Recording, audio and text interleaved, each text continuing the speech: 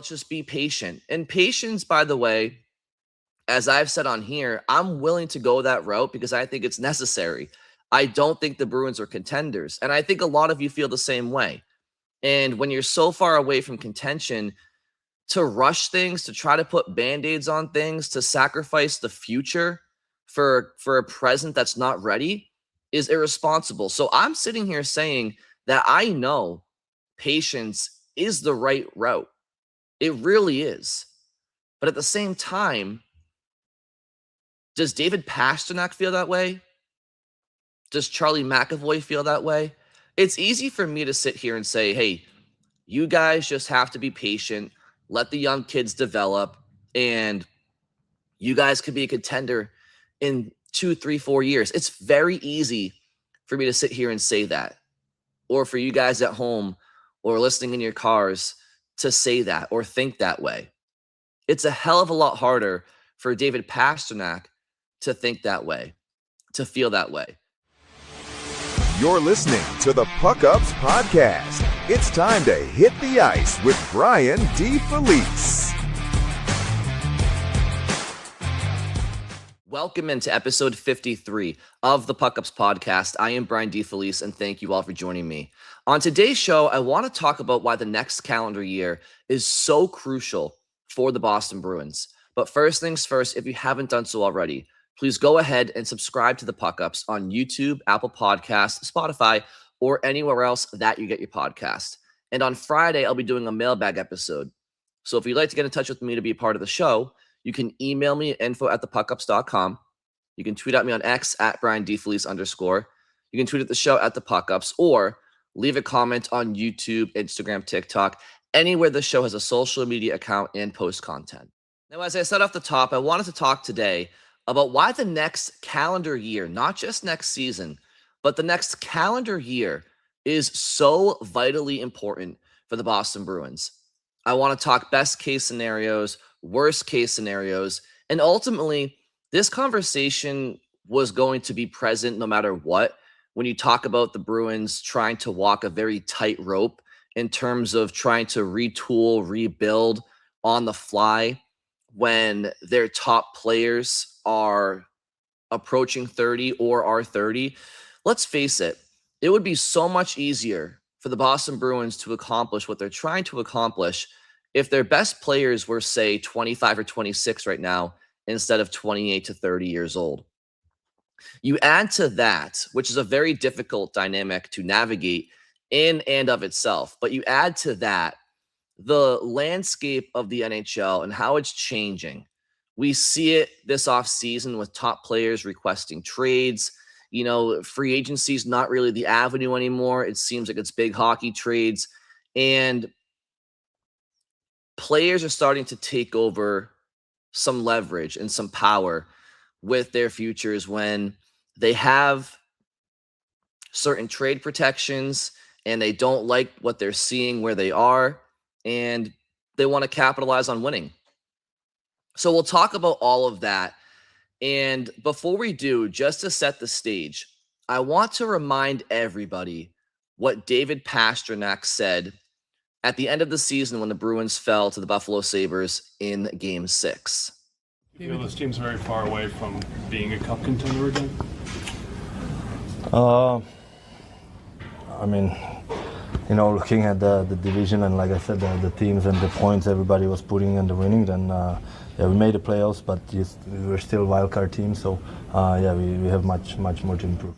How would you describe your emotions in this moment? Is there your pride in what this group accomplished over the course of the year? Is it disappointment? How would you describe where you're at? No, you know, of course it's disappointing. You know, I'm turning 30 in a couple of weeks, so you know, had one sniff at the cup so far, and yeah, it's get harder every single year. You know, that's what, you know, that's what I tell the young guys now. That's what, you know, Bergie and those guys tell you when I was young. So, you know, and when you're younger, you look at it way differently than when you are, you know, 30. You know, the season is, you know, a blink of an eye. Like, I remember, you know, being young, season is forever. January comes, you be like, feel like it should be over. And you know, when you're older and you have family and you have outside life, you know, it's a blink of an eye. So You don't want to waste any opportunity. All right, I have a few takeaways from those comments. In addition, David Pastrnak spoke at a golf tournament in the Czech Republic, and he had a media availability for a journalist over there where he gave some commentary on, where the Bruins are at and his summer training and all those things. But I want to stick to these comments from Pastrnak here because, as I said, there are multiple takeaways. First and foremost, David Pastrnak, he knows the difference between a contender and a bubble team, a contender and a pretender. Did he sound like a player there who was satisfied that the Bruins just made the playoffs? I mean, don't get me wrong. He was proud of the group, a group that overperformed preseason expectations by many people. Okay. But you hear in his voice there that what they had in a year that they made the playoffs wasn't even close to good enough. So that tells me that the Bruins just making moves in a given offseason to stay competitive, to try to make the playoffs, that's not good enough for David Pastrnak. He can see through that. Now, the alternative is to not make those moves, right? Let's just be patient. And patience, by the way, as I've said on here, I'm willing to go that route because I think it's necessary. I don't think the Bruins are contenders. And I think a lot of you feel the same way. And when you're so far away from contention, to rush things, to try to put Band-Aids on things, to sacrifice the future for a present that's not ready is irresponsible. So I'm sitting here saying that I know patience is the right route. It really is. But at the same time, does David Pastrnak feel that way? Does Charlie McAvoy feel that way?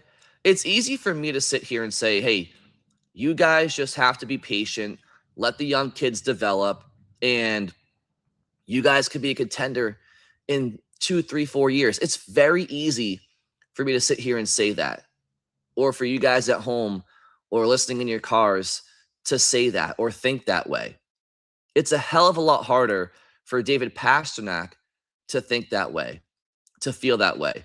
When you're the actual individual on the ice that's putting up 100 plus points every season for a team that is offensively challenged, to say the least, and you want to sell that person on straight patience for another 2 to 3 years, it's a lot of hockey.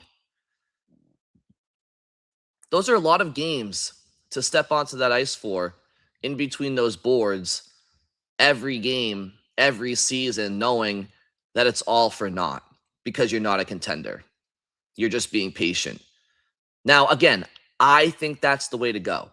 I think that the Bruins owe it to themselves as an organization to see what could become of a young core centered around James Higgins, Fraser Minton, Dean Letourneau, Marat Husnudinov, JJ Peterka. Now, I know some of those guys aren't here right now. Letourneau, I think he's going to turn pro next spring, similar to what Higgins did this past season. Zellers, I'm not so sure. I wouldn't be so sure that Zellers is 100% turning pro at the conclusion of his sophomore year at North Dakota. He might go back for a junior year, or he might not. It's up in the air. But I feel more confident in Letourneau turning pro next spring than Zellers. So my point is, Zellers could be closer than I think, but he's still a little bit away. And as high as I am on that prospect, it's still a little bit away. Letourneau is a little bit more immediate, but still not to start this season. He's still, he's still 70 NHL games away, I think, before the Bruins even consider him an option because he has to go back to BC. So all I'm saying is I see the future for the Bruins, at least up front. On the back end, I have more trouble seeing what their plan is. On the back end, I've said that here on multiple episodes now. But at least up front, I can see the potential. I can see Fraser Minton and James Higgins and Dean Letourneau and eventually Will Zellers and JJ Peterka, maybe Matt Patra. Like I can see those players combining with David Pastrnak and Morgan Geekie and Pavel Zacha and maybe another addition along the way. I can see that world. But that might be a couple of years away from actually coming to fruition, where the younger players are starting to hit their stride and the older players are still in their later primes, right? So I can see that world, and I think the Bruins owe it to themselves to try to see if those two eras can combine into one and be a contender. I just don't think it's going to happen right away. And so back to Pastrnak, what does that do for him right now, right? And then to what I was saying earlier, just doing marginal moves, because that's what the Bruins did last year. The Bruins they made marginal moves. They got the train back on the tracks and they overachieved. They defied all preseason expectations and they made the playoffs. And you just heard David Pastrnak after the year when they lost to a Buffalo Sabres team who was much faster, a bit younger, and more skilled than them. And he sounded like somebody who knew, hey, listen, I'm glad we made the playoffs and kudos to us, but we're still far away. So if the complete patience route might be challenging to sell Pastrnak on, and the marginal route of getting a little bit better, which so far this offseason is what the Bruins have done. I think they've gotten a little bit better. That's not fooling Pastrnak. So this all brings me to the crux of today's show, which is what could possibly be at stake for the Bruins over the next calendar year. Because if you were to ask David Pastrnak what he wants, he'd probably want the Bruins to go out there and mortgage the future and bring in massive, massive win now upgrades. But you know what? The reality is David and Charlie, those guys, they've been around for a decade. They've had a lot of good teams. They've had a lot of chances to do some damage, not with perfect rosters, but they've had a lot of opportunity. Look at Dylan Larkin in Detroit. He requested a trade because he's been to the playoffs once in 12 years. That's not what David's gone through. It's not what Charlie's gone through. So they've had their kicks at the can. And I just think that the Bruins management, I think they know that it would probably be irresponsible to mortgage so much of your future, whether it be James Higgins or Dean Letourneau in a certain hockey trade or Fraser Minton, to give David Pastrnak and Charlie McAvoy a kick at the can with Dylan Larkin. It's just an example, right? So I'm not really sure if David's going to get his wish of, wanting huge win now impact players to the level and frequency that he believes the roster needs right now for the Bruins to win. It's a very layered situation, right? And I want to read this comment from David because he was asked about what the Bruins should be doing this offseason in the Czech Republic at this golf tournament. So again, this question came from a publication called Hockey CZ, which I just believe is Hockey Czech. And the interviewer and the author of the article was somebody named Dominic Dubovici. I hope I'm not butchering that name, but he asked David, and this is the translation from Czech to English, so take that for what it's worth. But he said, do you expect Boston to get smart and bring in interesting players? And David said, of course, I hope so. Everyone is gearing up. Hopefully, we will get stronger and be better because our division is tough. We have a lot of positions where we should be better, but it's not in my hands. Now the draft has happened and the free agent market is starting. I'm focusing on myself to prepare well. So it's worth noting that that interview took place after the draft, which means David Pastrnak knew at the time of this interview that the Bruins had traded for JJ Peterka, which is the Bruins' crown jewel move of the offseason right now, if you were to ask them. And I like the Peterka edition. Don't get me wrong. You guys know that. But it's interesting that David said in that comments, I hope they do something big, knowing that they already got Peterka. Now, I don't want to read too much into this, But does that sound like somebody who is been satisfied with the moves the Bruins have done this offseason, or does he want more? It sounds like he wants more. And maybe the Bruins will do more, which is why I've said, and it's the title of this episode, why the next year for the Bruins is so crucial. Because there's a lot that can still be done and a lot that will still happen, both on and off the ice. I acknowledge that. But David mentions the free agent market opening up. Now, am I glad that the Bruins didn't spend big money on 30-plus-year-old rentals? Or not rentals, but 30-plus-year-old tickets that I think are going to be declining assets? Hell yeah. I didn't want the Bruins doing that. Again, this is not me disagreeing with some of the things the Bruins have done. It's more so me trying to paint the picture for all of you about what this all means and looks like through David Pasternak's eyes and Charlie McAvoy's eyes. I'm trying to get you guys to think like the players are thinking, because as I said, right now we're seeing some bold moves around the league being engineered from players orchestrating their way out of town. Look at Brady Tkachuk. Look at Dylan Larkin. Obviously still in Detroit, but he has requested a trade. Zach Werenski had a big saga with Columbus. Should he stay or should he go? Shout out the Clash, right? Connor Hellebuck might sound like he wants out of Winnipeg. Like there's all sorts of big names, and I'm sure there's more to come. Austin Matthews was not happy with Toronto prior to the draft lottery. He pretty much gave them an ultimatum: fix this roster or I'm out of here. And I think that story is still yet to unfold. We'll see how Toronto starts the year. I mean, getting Gavin McKenna and Darren Radish and Sergei Bobrovsky as starters, that helps for sure. But my point is, we are approaching and embarking on an era in the NHL where star players are going to start to dictate their futures when they deem it's necessary.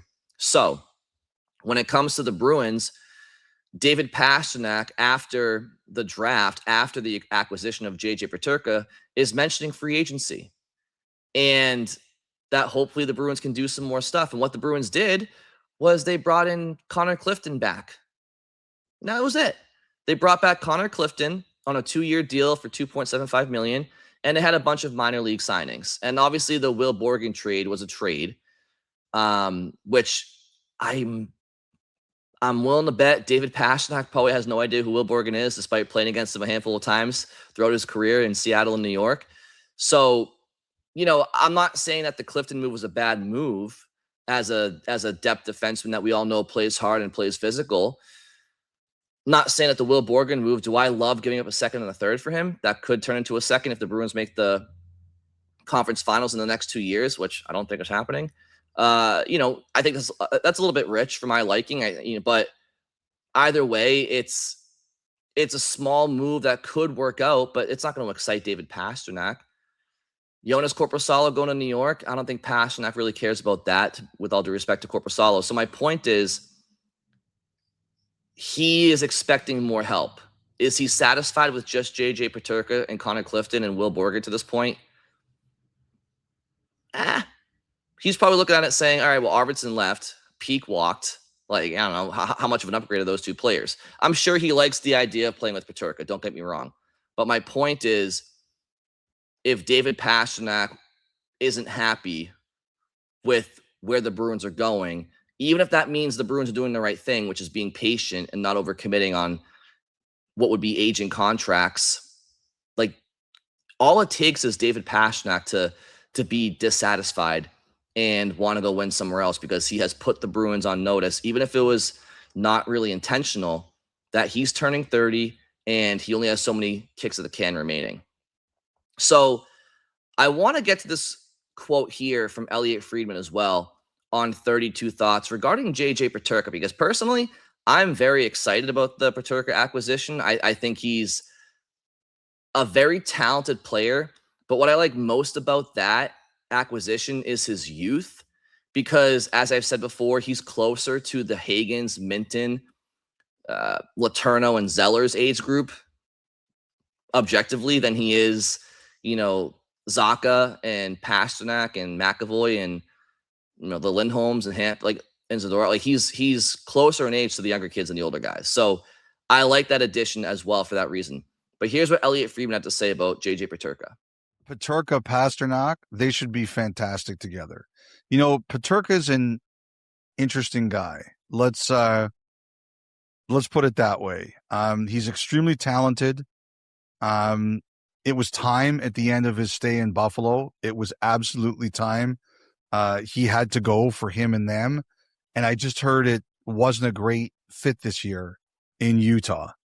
But, you know, whether it's Zacha playing first line center between them or Lindholm playing first line center between them or anyone else, you have to look at Pasternak and Peterka and say that should work. All right, so I'll say this about Peterka. I think it's fair to at least have questions about him. Why has he not worked out where he's been, right? Are there defensive deficiencies in his game? Is there some immaturity in his game that cannot be rectified? And if that's the case, does that really matter all that much? I mean, does every player have to be a very responsible two-way forward?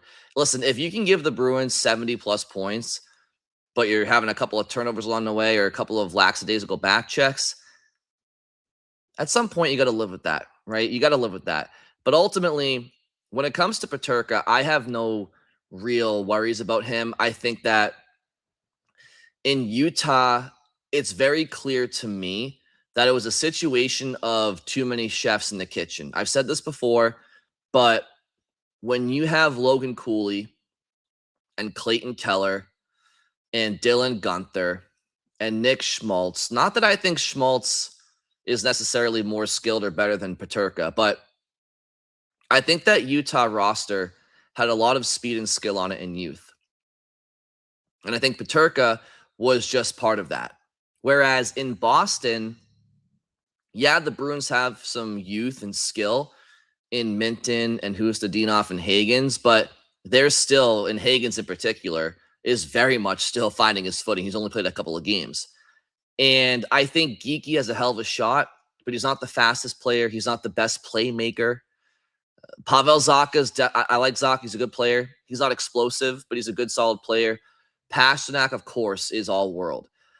So I just feel like if you're JJ Peterka, you were a little bit redundant in Utah.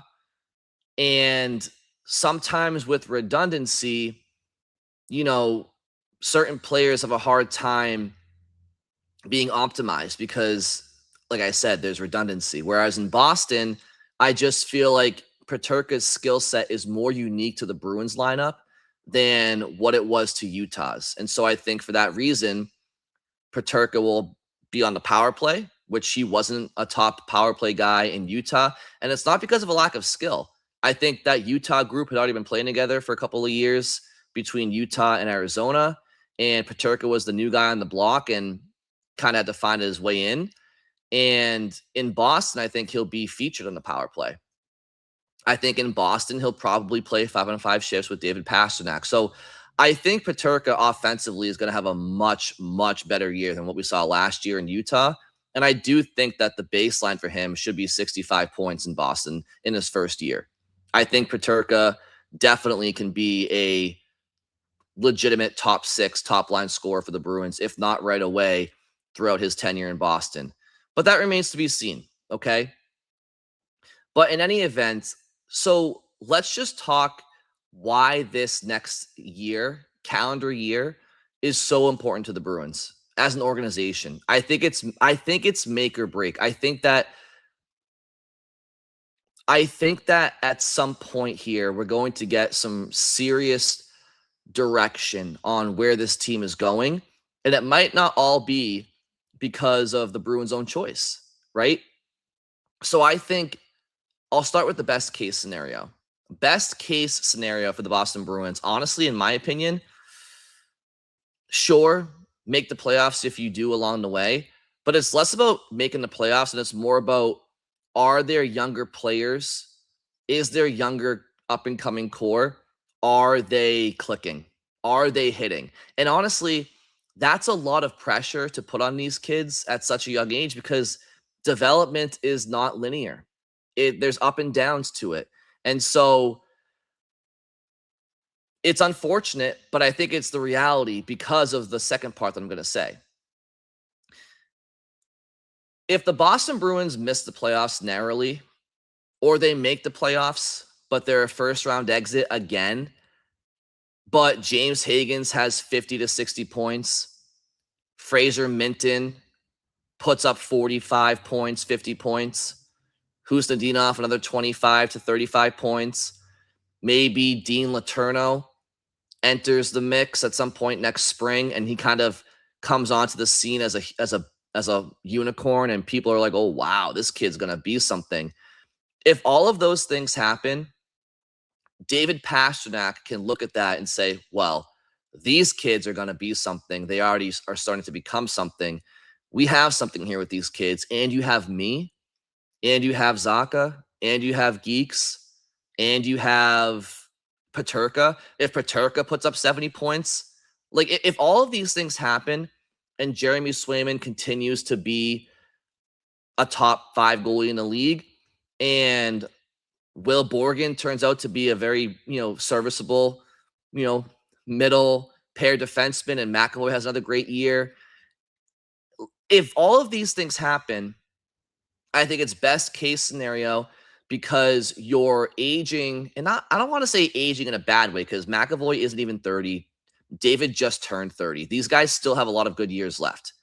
But you heard David say it himself that he's turned 30, and players do kind of recognize, hey, you only get so many kicks of the can once you get your hot dog at the turn. So if your current veteran core can see, wow, we really have something with these kids, and we can all together become contenders next year, then that's the best case scenario because your top players, while they still want to desperately win, they can at least see, okay, we didn't win this year, but we see how we can because Pastrnak knows what he can do. And if he can see what Peterka does and Higgins can do, and by the way, these kids are still growing, and Minton and Letourneau, they can see the plan. That's ultimately the best case scenario for the Boston Bruins, whether it's missing the playoffs and all that happens, or they make the playoffs and they lose a round or win a round, whatever. As long as Pastrnak and McAvoy, but David in particular, as long as he can see, okay, this is going to work, this can work, I have a chance to win here, that's the best case scenario.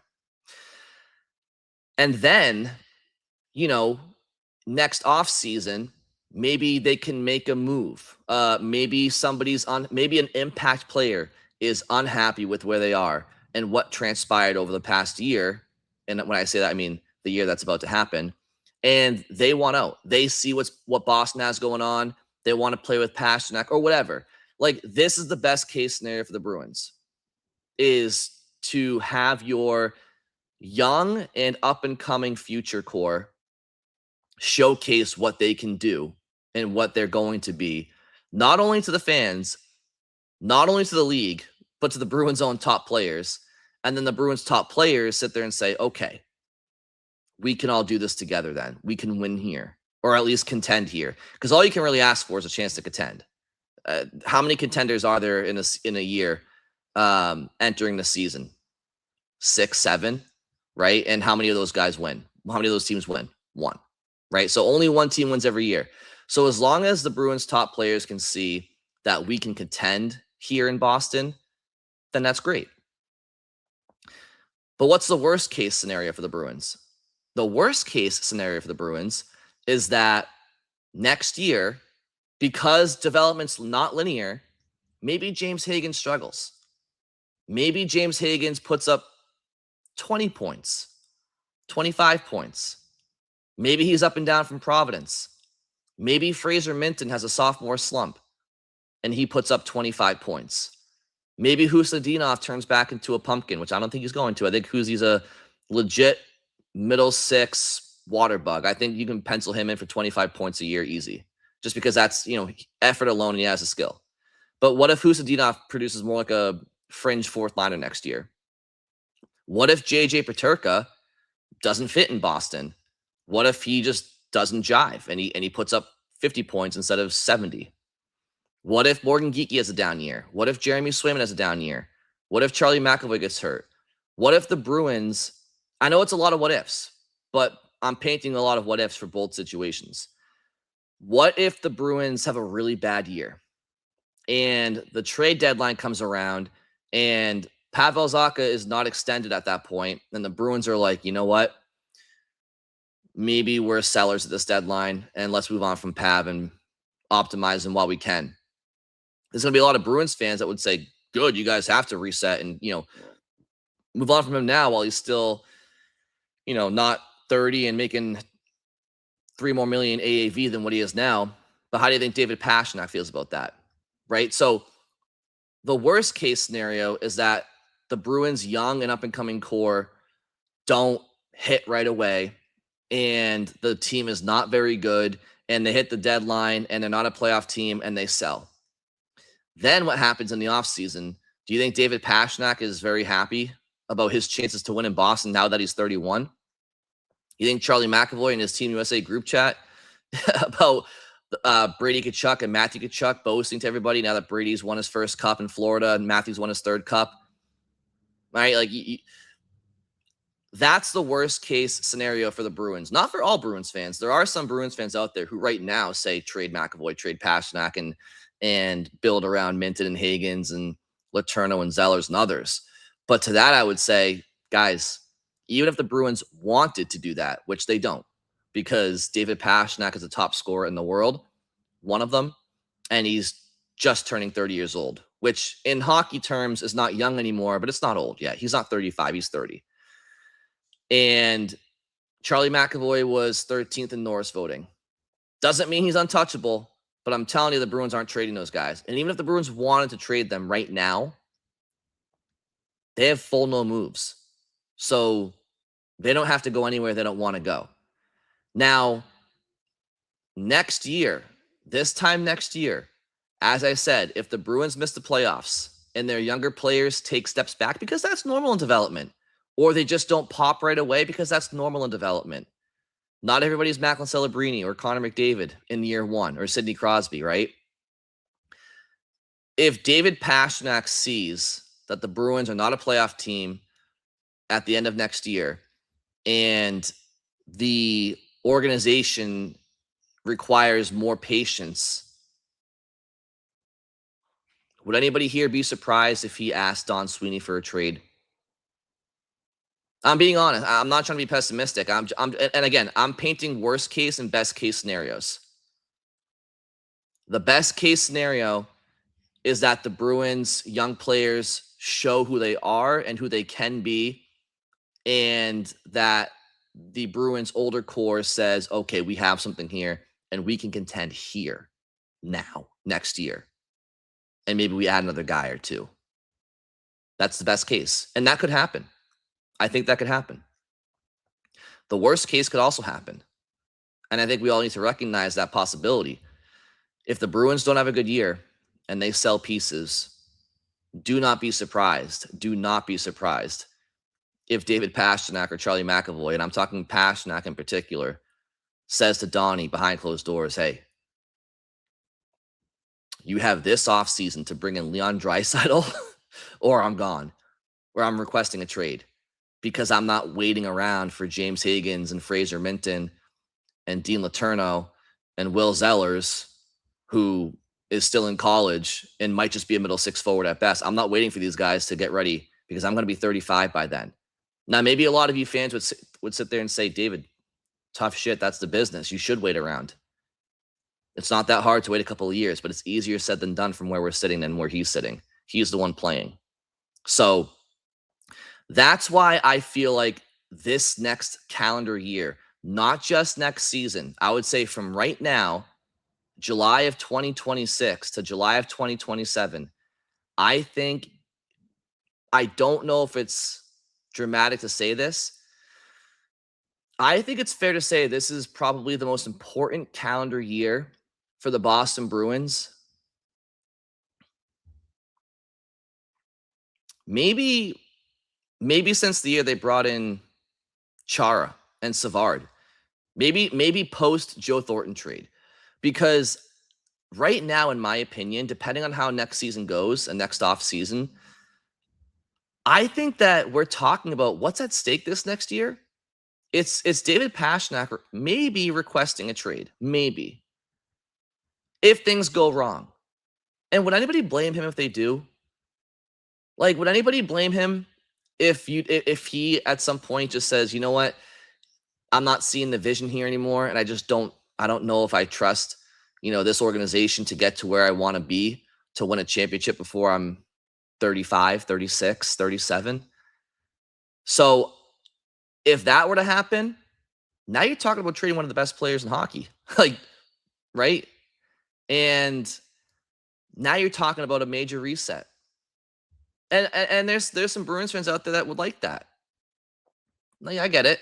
I might not agree with people who want the Bruins to trade Pastrnak right now or trade McAvoy. I might not agree with that. Do I understand their philosophy behind it? I understand it.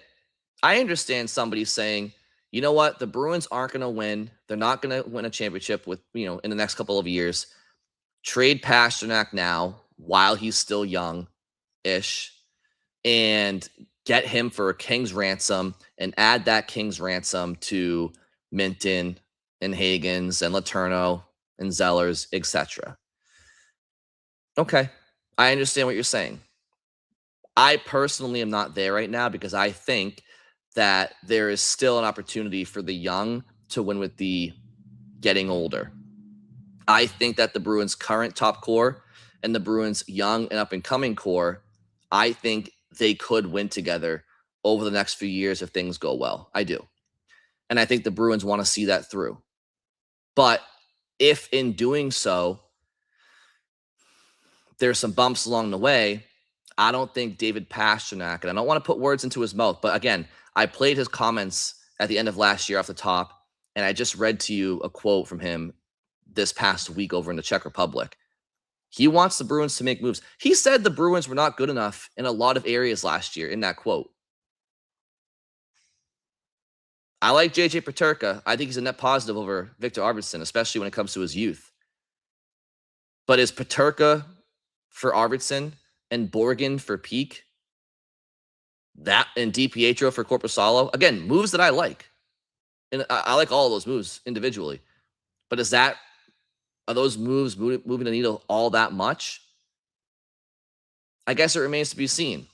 Because somebody could look at it and say, well, Brian, from last year, you're not just adding Peterka, you're adding a full year of Hagens and another full season of Minton. And yep, you're right. That's why there's some optimism in my veins too. But we have to see how it all unfolds. And as I said, I am far more patient with the Bruins plan than I think David Pastrnak is. And that's ultimately what it comes down to because he's their franchise, not me. So in any event, that's why I feel like the next calendar year is very important for the Boston Bruins because I think we're talking about, are they trending towards being a contender over the next few years because a lot's gone right? Or are we talking about them potentially having a Dylan Larkin type situation where a star player is unhappy with the direction of the team and not willing to be as patient as us fans and media members are, and they want to go somewhere else to win now? And if that's the case, you can't. If David Pastrnak asks for a trade, well, Brian, you don't have to trade him. Yeah, you do. Yeah, you do, because you don't want that in the locker room. You don't want that in the locker room. Now, Dylan Larkin was the captain of the Red Wings, but he was the captain of them for about a decade. David Pastrnak, if he gets named captain of the Boston Bruins this offseason, if they had a bad year next year, would he turn around 1 year into his captaincy and request a trade? Maybe not. Maybe not. I'm not declaring anything to be fact here. It's early July. It's the off season. And I do think it's a big year for the Bruins, a big calendar year. And so I'm painting purposefully some dramatic best case and worst case scenarios for us to chew on here. But it's hard to look at the landscape of the league right now and not feel like the Bruins are... Why would they be immune to this? If things don't go well, why would they be immune to it? Because they're the Boston Bruins? Guys, it's a business. I hate to tell you all, but players around the league don't look at the Bruins the way that we do. They don't have the loyalty. They don't bleed the black and gold. They haven't been watching them their whole lives. A lot of these players, they grew up cheering for different teams, and they grew up in Europe or Canada or wherever. And the Bruins, Delaware North signs their checks, but it's a business for everybody at the end of the day. So I'm curious to see how the next year goes. David also said in that article that he would be honored to be named captain of the Boston Bruins, but that there's still time for those things to be ironed out, and that he would be totally fine with the Bruins doing another by committee situation. So we'll see. There's a lot to happen with this Bruins team over the next year, and be sure to keep it here for all of that. And I'll promise to always call it down the middle like I do, whether I'm right, wrong, or anywhere in between. So thank you all very much for listening. As I said off the top, next episode will be a mailbag episode. So send me your comments, your questions. I have started to collect them. I've seen some emails come in. Thank you for those. Again, YouTube, Twitter, Instagram, TikTok, email, whatever. I'll try to collect them. You have any questions on the moves the Bruins did this offseason, or any moves that they could still be doing, because I don't think that they're done. Whether even if it's somebody being put on waivers next training camp, like I think there's things to still be done. I think before they hit the ice in September, which I think is when the regular season starts next year.